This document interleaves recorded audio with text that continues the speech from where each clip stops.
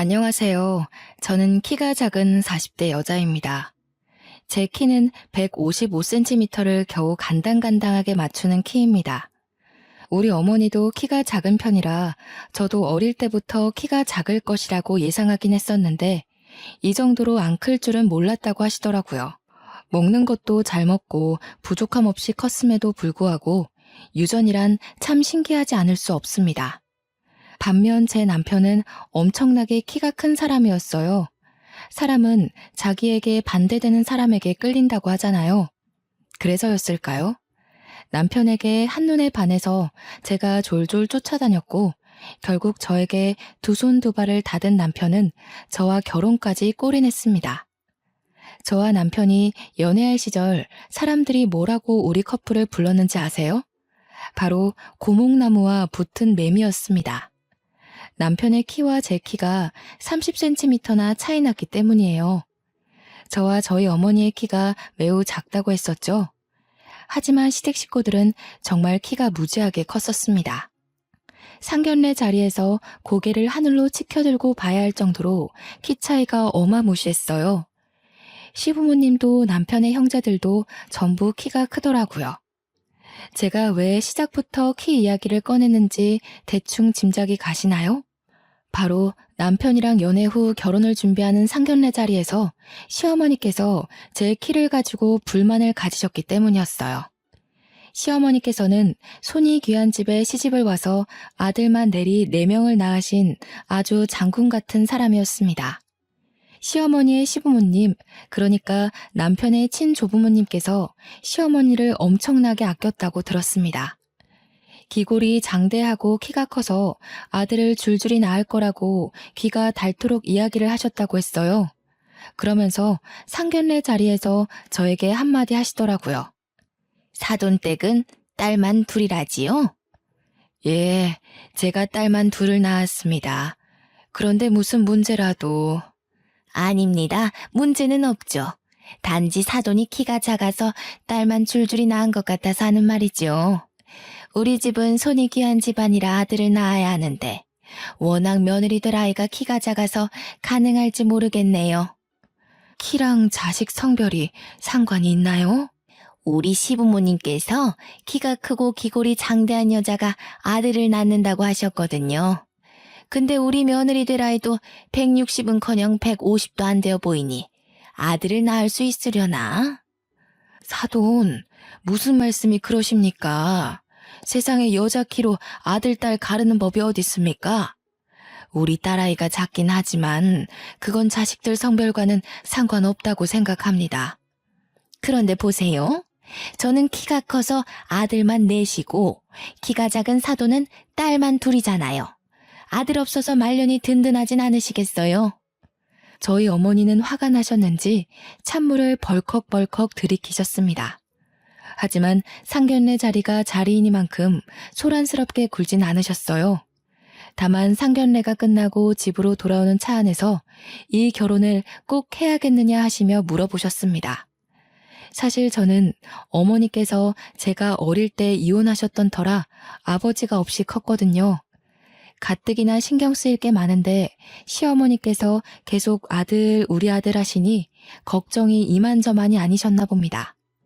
저도 솔직히 시어머니께서 상견례 자리에서 저런 이야기를 꺼내실 줄은 상상도 못했던지라 조금 걱정이 되긴 했고요. 아무래도 나는 영 찝찝하다. 네가 어디가 모자란 것도 아니고 키는 뭐 큰 애들은 크고 작은 애들은 작은 거지. 그게 마음대로 됐으면 무슨 세상에 키 작은 사람이 어딨어? 아휴, 엄마 너무 신경 쓰지 마. 내세울 게 그것뿐이신 분이라 그런가 봐. 어떻게 신경을 안 쓰니? 네가 그런 집으로 시집을 가겠다는데 아주 그냥 아들 하는 꼴이 영 마음에 안 든다. 내가 엄마한테 2배로 더 잘할게요. 자식 이기는 부모 없다고 저희 어머니도 마지못해 알겠다고 하셨습니다. 그렇게 저와 남편은 결혼을 준비했고 성대하게 결혼식을 마쳤습니다. 남동생이 셋이나 있는 남편은 참 성실하고 지혜로운 사람이었습니다. 저런 시어머니 밑에서 우리 남편 같은 사람이 자랐다는 게 믿겨지지 않을 만큼이요. 신혼 첫날 밤, 시어머니께서 제게 전화를 하셨습니다. 저는 아무 생각 없이 반갑게 그 전화를 받았어요. 제가 먼저 전화드리려고 했는데, 저희 이제 호텔 도착했어요. 내가 전화하기 전에 아무리 바빠도 너네가 먼저 했어야지.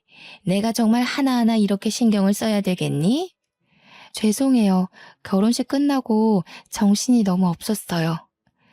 오늘이 좋은 날이니 여기서 그만 넘어가마. 우리 맏며느리가 키가 작아서 걱정이긴 하지만 우리 아들이 좋다고 난리를 치니 내가 좀 더 지켜볼 거야. 남편을 항상 하늘같이 섬기고 항상 복종하고 순종하며 살도록 하거라. 저는 부부는 평등한 관계라고 생각하며 살았거든요. 어머님의 그 말씀이 너무나도 어이없고 황당했지만 겉으로는 티내지 않으려고 노력했습니다. 겉으로 그런 척 못할 게 뭐가 있겠냐 하는 생각이 있었죠. 연애하며 지켜봐온 남편의 성격상 절대로 복종이니 순종이니 할 사람이 아니었거든요. 치열한 네 형제 간의 경쟁 속에서 가장 현명하고 지혜롭게 버텨온 사람이라 믿을 만했습니다. 전화를 끊고 누구냐고 묻는 남편의 질문에 저는 가림없이 전부 다 솔직하게 말했습니다. 어머님이셔. 내가 키가 작아서 걱정이라고 하시네. 정말 쓸데없는 미신이라고 생각해. 그냥 한 귀로 듣고 한 귀로 흘려. 그뿐만 아니라 나한테 항상 당신을 섬기고 복종하고 순종하며 살으라네. 부부는 평등한 관계지. 당신이 무조건 나한테 맞출 필요 없어. 그러니까 그냥 앞에선 내내 장단 맞추고 우리는 알아서 잘 살자.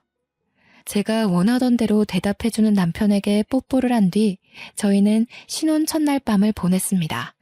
그렇게 신혼여행을 즐겁게 마치고 양가에 인사를 드리러 간 날 저는 또 한 번 기함을 토하고 말았죠.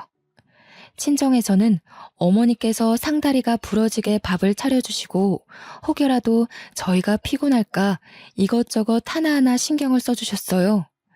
남편도 몸둘 바를 모르겠다면서 어머니께 진심으로 감사 인사를 했고요.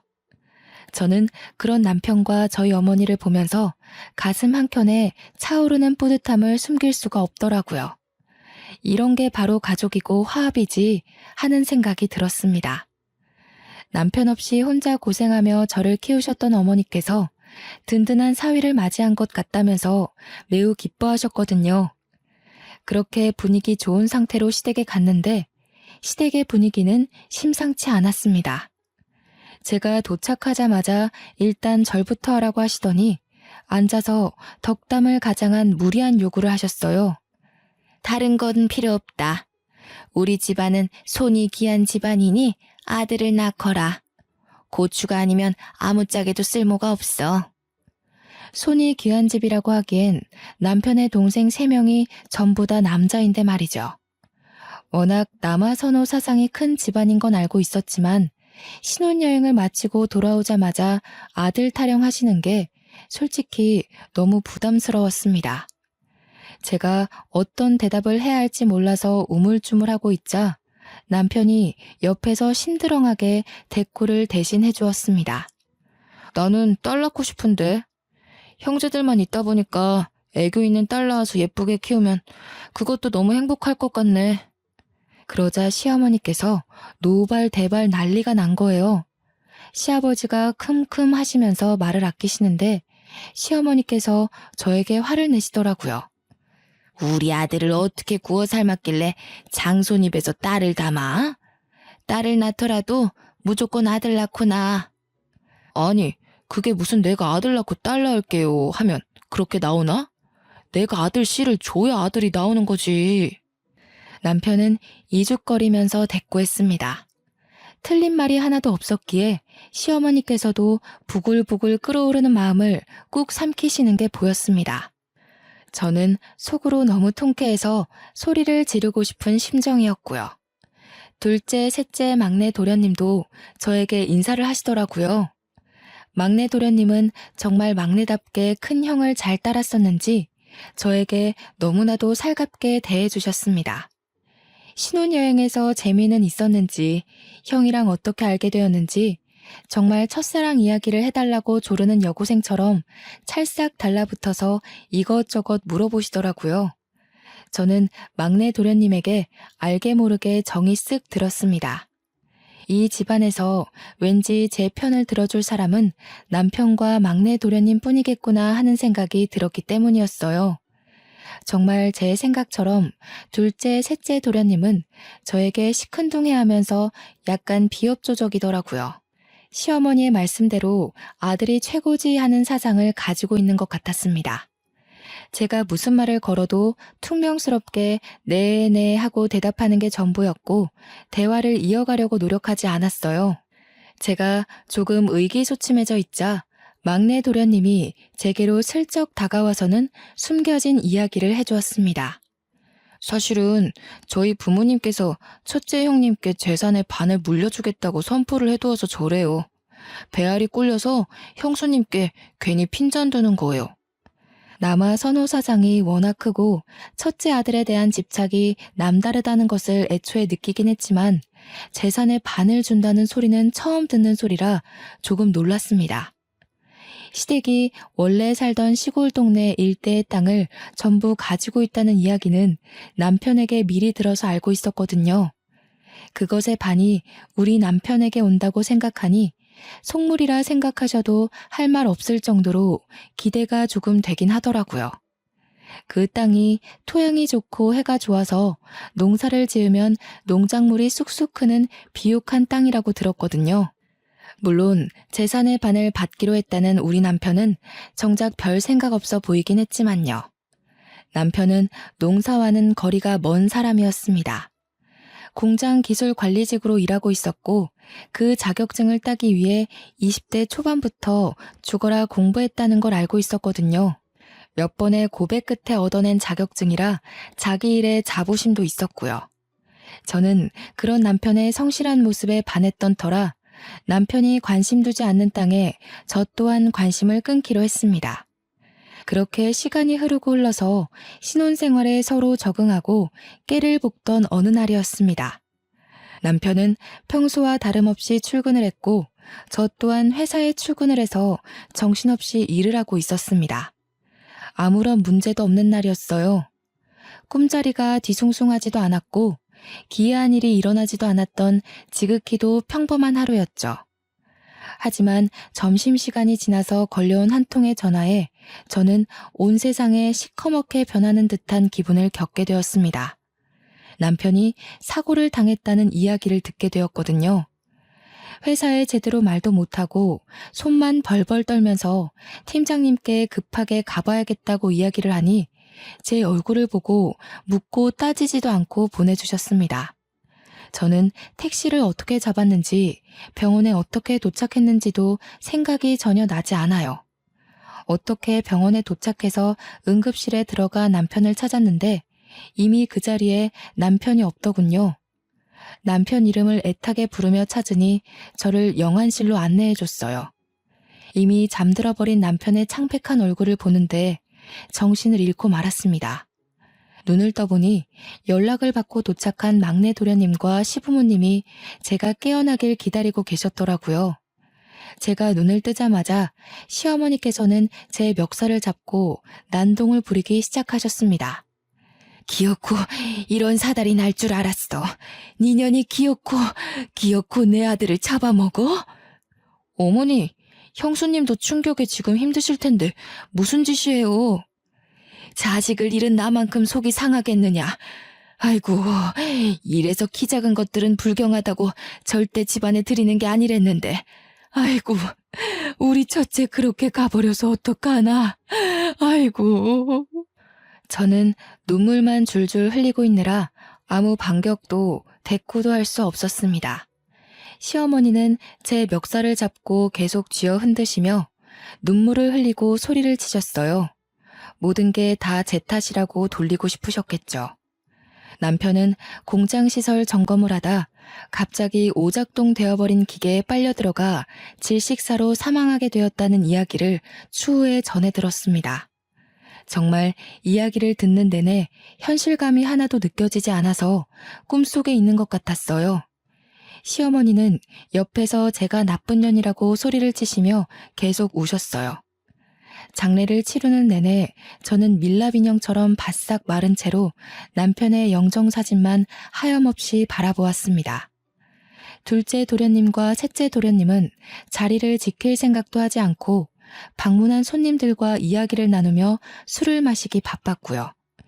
유일하게 제 옆을 지키며 끊임없이 저를 위로해준 사람은 막내 도련님 뿐이었습니다. 시부모님은 저와 눈이 마주칠 때마다 저에게 욕설을 퍼부었고요. 저는 남편을 잃은 슬픔도 컸지만 못내 저를 비난하는 시선을 더 견디기 힘들었습니다. 그렇게 남편을 장지에 묻을 때에도 저는 한 발자국 뒤에 서서 남편이 땅속에 묻히는 걸 지켜봐야 했어요. 제가 가까이 다가갈 수도 없을 만큼 시댁 식구들이 저를 배척했거든요. 계속해서 막내 도련님만 저를 위해 다른 가족들에게 화를 내고 소리도 쳐주었습니다. 둘째 도련님은 아예 시큰둥한 얼굴로 저에게 위로의 말 한마디도 건네지 않았고요. 그 옆에 서 있는 셋째 도련님 또한 똑같았습니다. 남편은 그런 동생들도 가족이라고 극진히 챙겼었는데 사람의 탈을 쓰고 저렇게 쓰레기처럼 굴어도 되나 싶더라고요. 모든 절차가 마무리된 뒤 시어머니께서 잠깐 보자면서 가족들을 전부 추모공원에 있는 휴게실로 불러 모으셨습니다. 그러더니 저를 한껏 째려보고는 말씀을 이어나가셨어요. 내가 재산을 첫째 아들에게 반을 주겠다고 했던 거 다들 기억하지? 네. 근데 형이 이렇게 허망하게 갔는데 어쩌시려고요? 내가 아무리 생각해도 첫째가 자식을 낳은 것도 아니고 애초부터 저 며느리가 마음에 썩 들었던 것도 아니었다. 우리 아들이 나에게 얼마나 효심 지극하게 굴었는데 저 못난 것이랑 결혼한 이후부터는 아주 싹수가 노랗게 물들었었지. 그래서 유언장을 고치려고 한다. 그럼 우리 몫이 좀 늘어나나? 형, 어떻게 큰형 장례를 치른 자리에서 그런 말을 할 수가 있어? 막내 너는 언제까지 착한 척하면서 살 거냐? 산 사람은 살아야지. 그러니까 어머니도 저렇게 유언장을 고치겠다고 하는 거 아니겠어? 시끄럽다. 형 죽은 자리에서 뭐 좋은 일이라고 그리 크게 떠들어. 첫째가 죽었고 남긴 자식도 없으니 유산 상속에서 제외하도록 하겠다.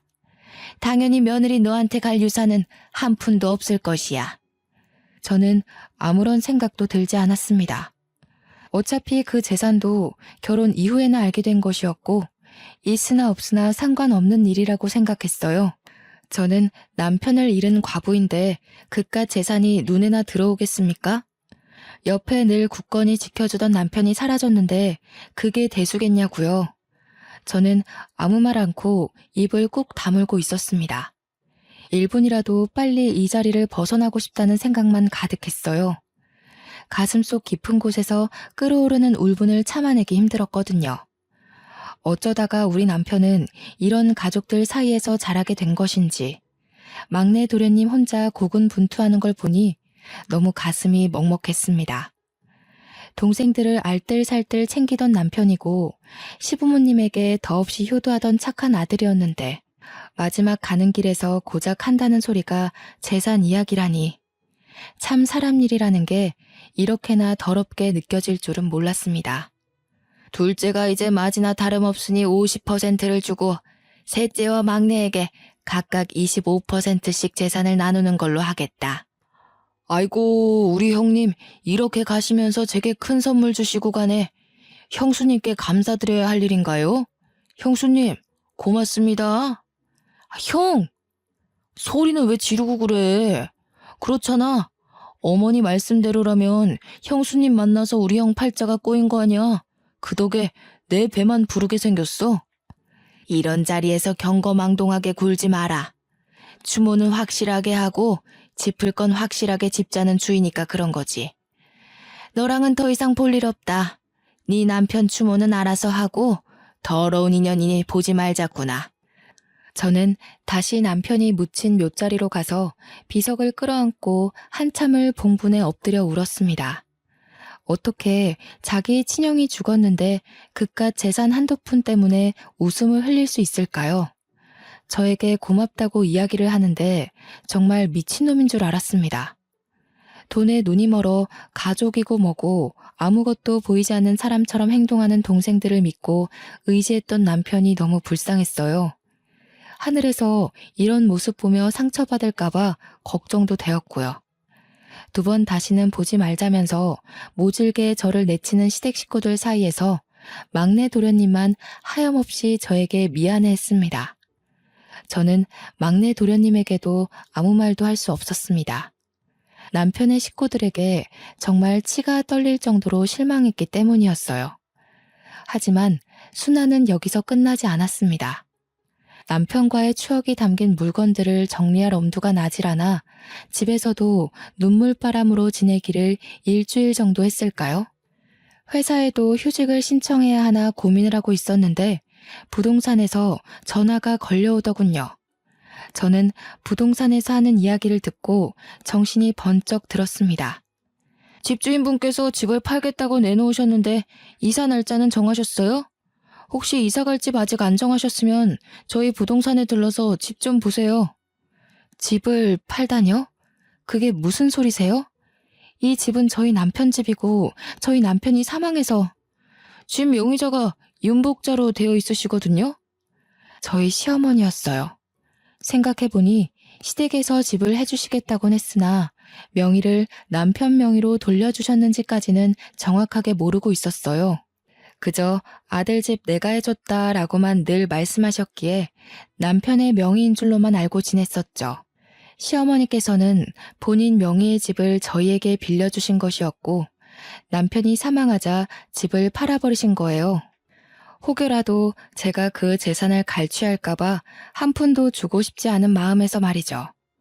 저는 결국 그 집에서 쫓겨나듯 나와야 했습니다. 제 집만 겨우 챙기고 앨범 몇 개만 챙겨서 말이에요. 불시에 들이닥친 부동산 사람들과 집을 보러 온 세입자들이 불편해한다는 이유로 시어머니께서 제게 퇴거 명령을 내리신 겁니다. 부동산 사람들 전화를 받게 한 것도 모자라 내용 증명까지 받게 되니 정말 너무 모질구나 하는 감정밖에 들지 않았습니다. 본인의 아들이자 제 남편이 죽었는데 일말의 감정도 없이 이렇게 일을 처리할 수 있을까 하는 생각이 들었어요. 정말 매일같이 저를 쫓아내고 싶어 했었구나 하는 생각밖에 들지 않았고요. 저는 결국 친정으로 돌아가게 되었습니다. 제 짐이 고작 큰 캐리어로 3개밖에 나오지 않더라고요.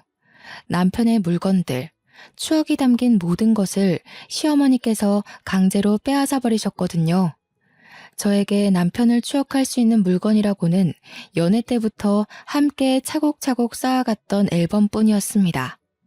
그래도 제가 부인이라는 이유로 남편의 회사에서 산재 처리로 지급된 보험금은 저에게 들어오더군요. 하지만 그 돈은 적금으로 묶어 한 푼도 사용하지 않기로 결심했습니다. 남편이 저에게 준 마지막 선물이니까요. 위로금이 넉넉할지라도 제 옆에 남편이 없다는 사실이 너무 개탄스러웠습니다. 친정 어머니께서도 제가 넋이 나가 집으로 돌아오자 저를 붙잡고 한참을 우셨습니다. 사위가 그립다면서 밥을 참 복스럽게 먹었었는데 이 반찬을 좋아했었는데 하시면서 있을 때 더 챙겨줄 걸 후회하시더라고요. 저는 그런 친정어머니의 마음에 다시 한번 눈물을 흘렸습니다. 그 이후 제가 쫓겨났다는 사실을 뒤늦게 알게 된 막내 도련님이 저희 친정으로 저를 찾아왔어요. 형수님, 제가 형수님께 죄송해서 어쩌죠? 막내 도련님께서 제게 왜 미안해하세요? 유일하게 저를 챙겨주고 위로해주신 분인데 저 꿋꿋하게 잘 견뎌낼게요. 나중에 혹여라도 제가 재산을 받게 되면 꼭 나눠드릴게요. 괜찮아요. 제가 그 돈을 무슨 면목으로 받아 챙기나요? 애초에 돈 때문에 한 결혼도 아니었어요. 그 돈을 욕심내본 적도 없고요. 그저 도련님만큼은 꼭 행복하게 사셔요. 그래도 간간히 연락은 드려도 되죠? 그럼요. 제가 괜찮아지면 밖에 밥이라도 한 끼 먹어요. 그렇게 막내 도련님과는 연락을 하면서 지내게 되었습니다. 그 외에 시댁 식구들과는 일절 연락을 하지 않고 지냈고요. 물론 그쪽에서도 저에게 먼저 연락하는 일은 없었습니다. 한 가족이라고 생각하고 지냈었는데 이런 식으로 인연이 끊기니 참 우습더라고요. 그렇게 몇 개월이 지나고 막내 도련님에게 연락이 왔습니다. 결혼할 여자가 생겼는데 저에게 꼭 소개를 시켜주고 싶다는 내용의 연락이었어요. 저는 축하할 일이라고 생각했기에 흔쾌히 만날 약속을 잡았습니다. 막내 도련님이 결혼할 여자라며 저에게 인사를 시켜준 사람은 정말 너무 귀엽게 생긴 여자분이었어요. 저에게 이야기를 다 들었다면서 형님으로 모시고 싶다고 하길래 손사래를 쳤습니다. 그러자 막내 도련님께서 형수님은 영원히 자기의 형수님이라고 하더라고요. 형님이라고 부르고 싶어요. 이이가 얼마나 형님 칭찬을 했었는지 제가 질투가 다 날 정도였다니까요. 이제 가족이라는 인연의 끈도 끊어져 가는데 제가 그런 대우를 받아도 될지 모르겠어요. 무슨 소리를 하시는 거예요? 언제까지고 저의 큰 형님의 하나뿐인 가족이신데 그런 식으로 말씀하시면 섭섭합니다, 형수님.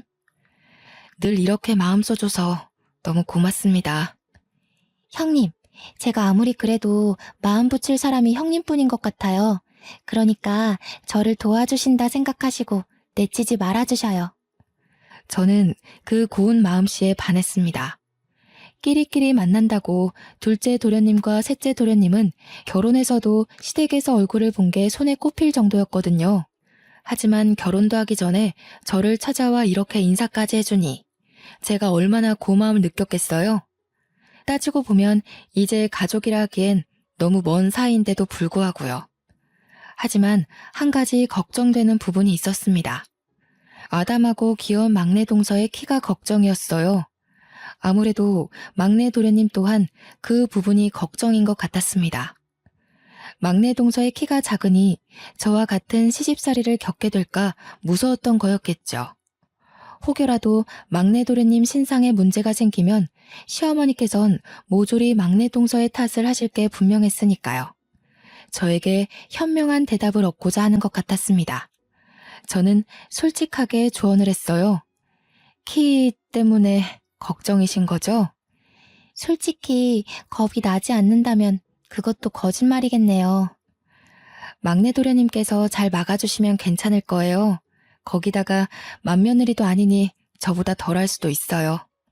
저는 막내 도련님과 동서의 결혼을 진심으로 축하해 주었습니다. 그리고 청첩장도 받았고요.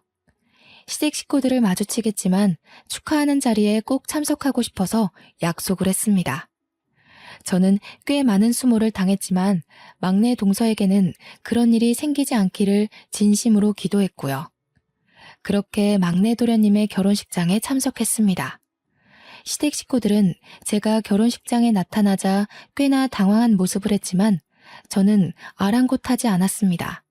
신부 대기실에 가서도 진심으로 축하의 말을 전했고 일부러 시부모님과도 인사를 했습니다. 좋은 날 왜 나타나서 사람 기분을 흔들고 그래? 막내 도련님까지 장가 보내셔서 홀가분하시겠어요. 꼭 지 같은 거 데려와서는 마음에 드는 구석이 하나도 없어. 키로 구박 그만하시고요. 내 아들 잡아먹은 주제에 지금 우리 집안일에 간섭하는 게야? 좋은 날이잖아요, 어머님. 저는 막내 도련님 진심으로 축하드리려고 찾아온 거예요. 가서 밥이나 든든히 먹고 가. 별일 없이 잘 지내지? 네, 그럼 들어가 보겠습니다. 시어머니께서는 끝까지 저에게 고운 시선을 보내주지 않으셨지만 시아버지는 그동안 많은 생각을 정리하셨는지 아무렇지 않게 저를 대해주셨습니다. 끝까지 아들 잡아먹은 여자라고 저에게 비수를 꽂았지만 그동안 저도 많은 내성이 생긴 건지 흘려듣게 되더라고요. 막내 도련님은 진심으로 행복해 보였어요. 저처럼 당하고만 살지 않기를 진심으로 기도했습니다. 결혼식 이후로도 저는 막내 도련님과 동서를 자주 만났어요.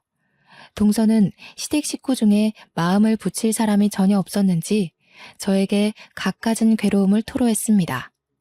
사람은 참 변하지 않는다고 시어머니께서는 여전히 키로 사람을 구별하는 것 같았습니다.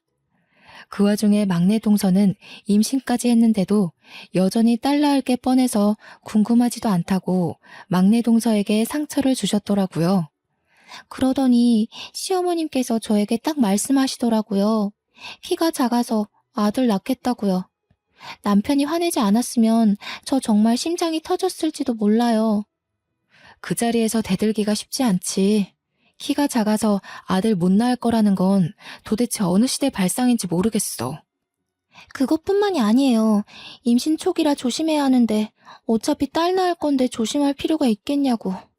첫 아이를 딸 낳으면 그때부터는 줄줄이 아들 낳는 길이 막힌다고. 아, 참. 그래서 쉬지도 못하고 내내 시댁에서 일만 하다 온 거야? 어쩌겠어요. 형님들은 아무도 안 오시지. 일할 며느리는 저밖에 없지. 이제 와서 저한테 도망간 첫째 며느리는 일은 잘했다고 비교를 하시지 뭐예요. 저는 막내 동서를 매번 달래주었습니다. 가끔 만날 때면 임신 중이라 분명 몸무게가 늘어야 하는데 꼬투리를 잡아 시집살이를 시키는 시어머니 때문에 하루하루 말라가더라고요. 저의 과거를 보는 것 같아서 마음이 참 아팠습니다. 그러던 도중 시아버지께서 농사를 지으시다가 농기계가 뒤집어지면서 큰 사고를 당했다는 소식을 접했습니다. 시아버지의 안위도 걱정되었지만 모든 화살이 막내 동서에게 씌워질까 겁이 났죠. 시아버지께서는 시름시름 앓다가 결국 첫째 아들 옆에 묻히게 되었습니다. 당연히 저도 장례식장에 참석을 했어요. 일찌감치 찾아뵙고 싶었지만 제 일이 바빠 발이 나는 날 오전에서야 장례식에 참석할 수 있었고 추모공원까지 함께 참석했습니다.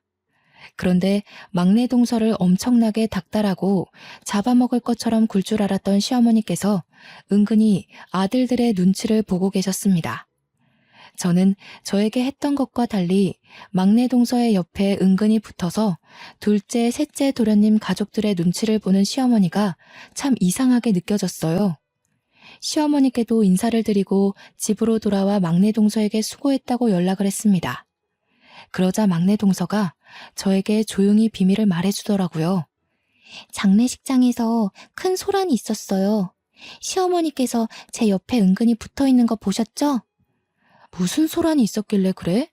나는 막내 동서한테 덮어 씌울 줄 알고 솔직히 걱정 많이 했어.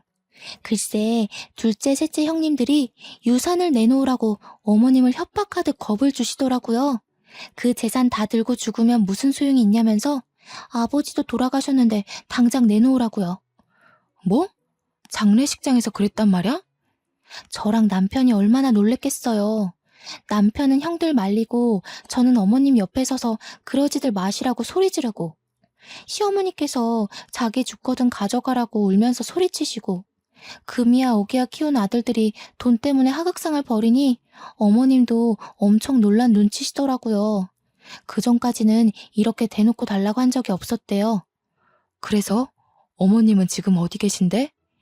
형님들이 죽일 것 같은 기세로 달려드니 무서우셨겠죠. 그래서 지금 저희 집에서 지내고 계셔요. 다행히 저희 집에 오신 뒤로 시집살이며 구박이며 하나도 없이 조용히 지내고 계세요. 그렇게 시집살이를 시키더니 못돼 먹은 아들들에게 결국은 이런 꼴로 쫓겨나듯 도망치게 된 거였죠. 저는 고소하다는 생각이 들면서도 말년이 참 힘드시겠다 싶었습니다.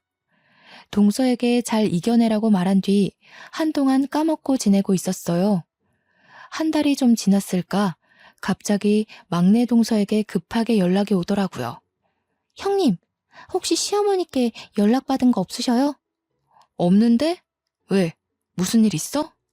제가 거의 출산이 임박해서 마지막 진료를 보러 산부인과에 갔다 온 사이에 시어머니께서 사라지셨어요. 울면서 소리치는 동서가 걱정되어 저는 집에서 일을 하고 있다가 당장 동서네 집으로 달려갔습니다. 집은 난장판이고 경찰도 와 있더라고요. 경찰은 강도 사건으로 생각하고 조사를 하고 있다고 지문이며 발자국 같은 걸 채취하고 있었습니다.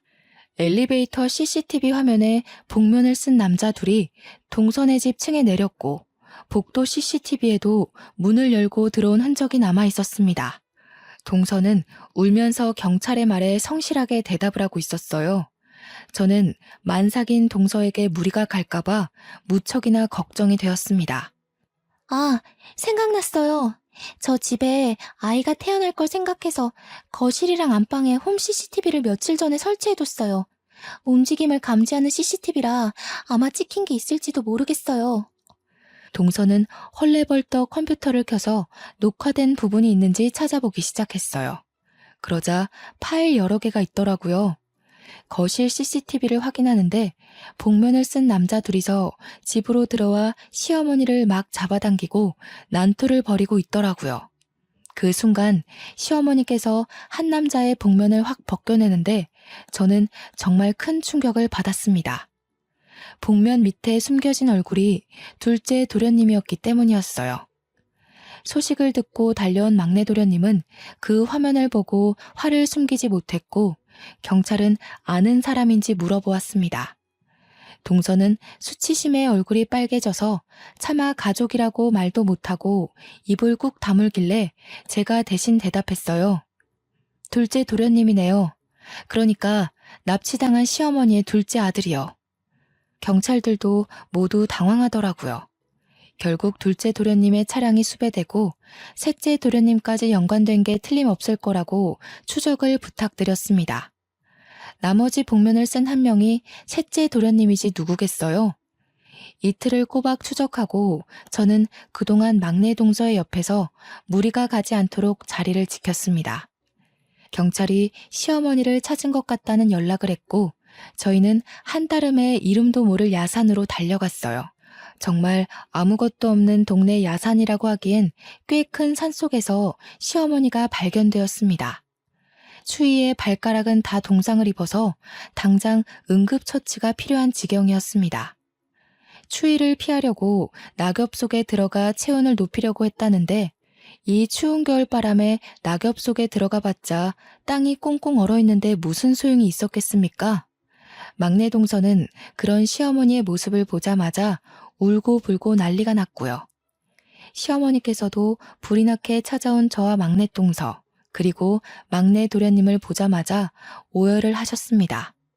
그깟 재산이 뭐라고 하시면서 우시는데 마음이 참 불편하더라고요. 시어머니께서는 병원에서 안정을 찾고 기본적인 검사를 마친 뒤 발가락 동상 치료를 받기로 했습니다. 경찰들도 입원실에 찾아와 시어머니께 진술을 받아갔고요. 결국 둘째 도련님과 셋째 도련님은 검찰로 넘겨지게 되었습니다. 뉴스에서도 얼마나 대대적인 보도를 하던지 주위 사람들이 도련님들 이야기인 걸 모를 수가 없겠더라고요. 당연히 살인미수로 두 사람 모두 재판에 넘겨지게 되었고 유산에 눈이 멀어 버린 짓이라는 게 밝혀졌습니다. 아이러니하게도 존속 살인미수로 인하여 유산을 받을 자격 또한 박탈되었고요. 나중에 와서 둘째, 셋째 도련님들의 처가댁에서 시어머니를 찾아와 빌고 또 빌었지만 시어머니께서는 절대 용서도 합의도 없다고 못 박으시더라고요. 그날의 일로 느낀 게 많았는지 출산하러 간 막내 동서 대신 어머님 옆을 지키고 있던 저에게 넌지시 이야기를 하시더라고요.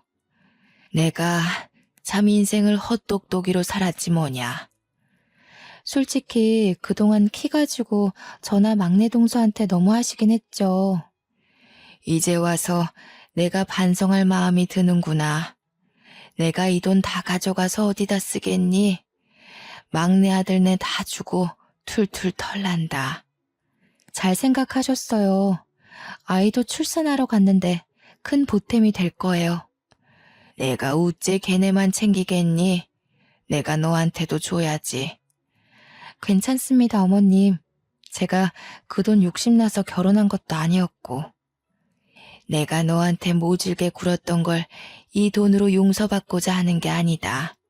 그냥 내 마음이 불편해서 그래. 우리 첫째 아들 몫이다 생각하고 받아두거라. 나중에 시어머니께 이야기를 들은 막내 도련님도 제게 그 돈을 꼭 받으라고 하더라고요. 결국 저는 유산 중 10억을 상속받게 되었습니다. 막내 동서는 떡두꺼비 같은 아들을 무사히 출산하였고요.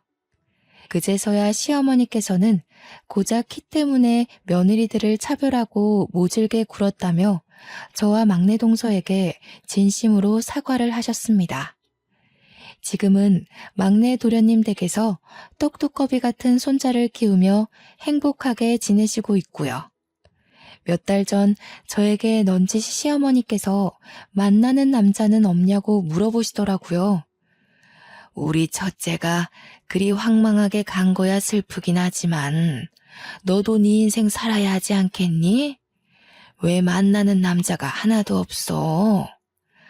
저는 죽어도 우리 아들 하실 줄 알았는데 저에게 그런 말을 하실지 몰라서 조금 당황했습니다.